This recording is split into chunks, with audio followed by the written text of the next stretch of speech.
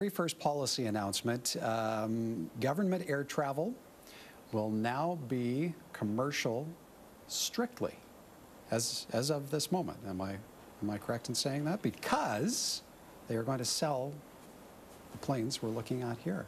Dave, is this the only move they could do, was to sell the government aircraft and everyone fly commercial effective immediately? I think it was a very easy political win for Prentice, right out of the starting gate for the new cabinet. They, the whole plane situation with the planes was very unpopular with the public. I'm going to take a bit of a minority opinion and say that I don't think they should have sold the planes, or they don't think they should sell the planes. I think they're very useful. Maybe not in terms of MLA, or MLA travel, but at least in terms of government employees and getting government staff out around the province. I think the problem was, and it was clear the problem was, is that there were a few politicians who abused the system. Alison Redford, we've heard, other MLAs, other former cabinet ministers taking their children on the plane. I think this is probably the case of a few ruining it. We're ruining it for everybody. I think it's good politics for the new cabinet to sell them, but I wouldn't have done it.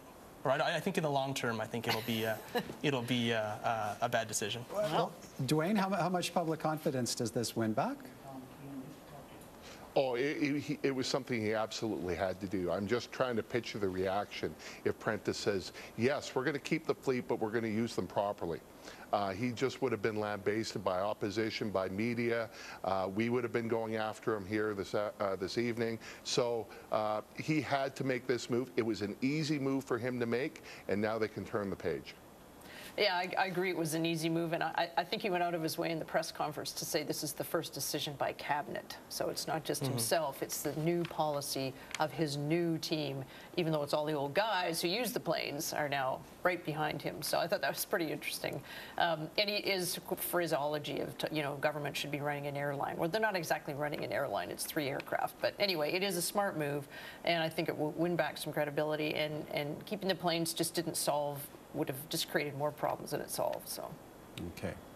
Premier Prentice says he will prorogue the fall sitting of the legislature until by-elections can be held, and at least 3 will be needed to fill seats vacated by former Premiers Redford and Hancock, and find a seat for current Premier Prentice. Duane, where do you see all of these chips now falling?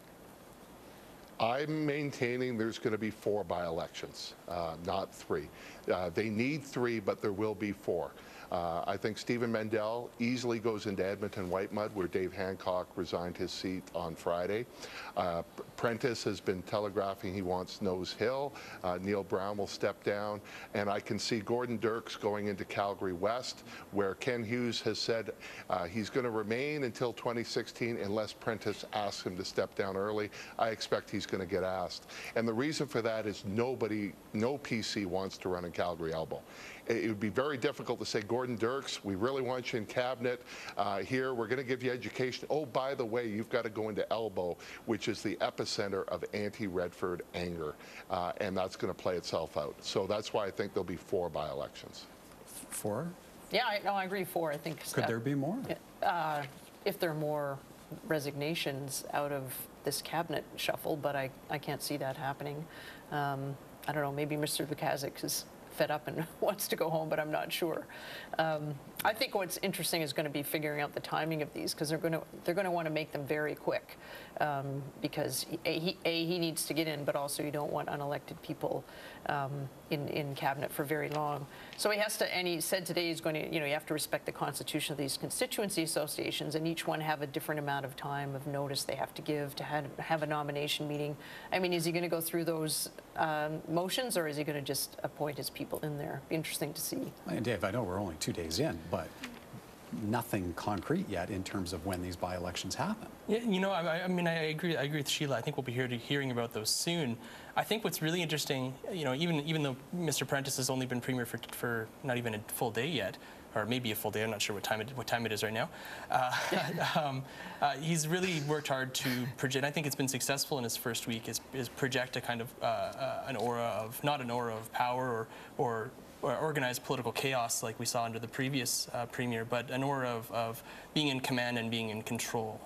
You looked at his press conference this morning when he made the announcement about the selling the government planes. He was calm, he was cool, under control, and I think that not rushing it and saying, you know, we're going to make these couple of these decisions first. We're going to appoint cabinet first. We'll make a decision about the by-elections in the coming days. They're very calculating and controlling, you know, the news cycle, number one, and also controlling a political machine that might not be at its prime right now. They're trying to repair the Tory caucus, repair the Tory party right now.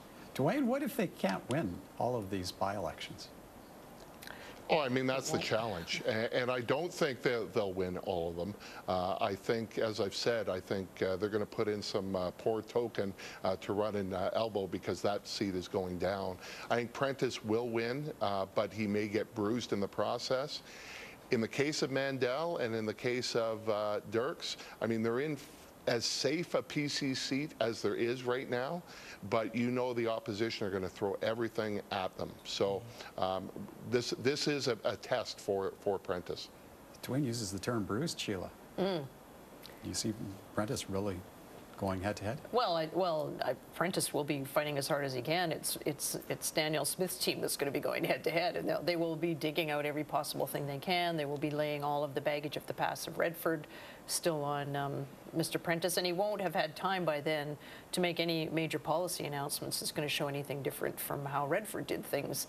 I mean, Plains aside, that's an obvious political thing, but what, you know, is he going to get those schools built? Everybody's wondering about that.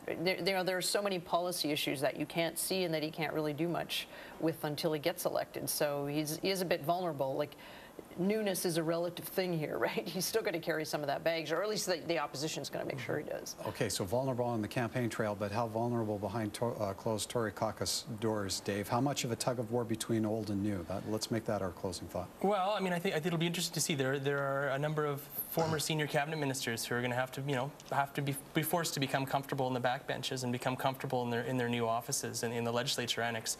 How quietly will they go? I think some of them will be good troopers and march with the new leader.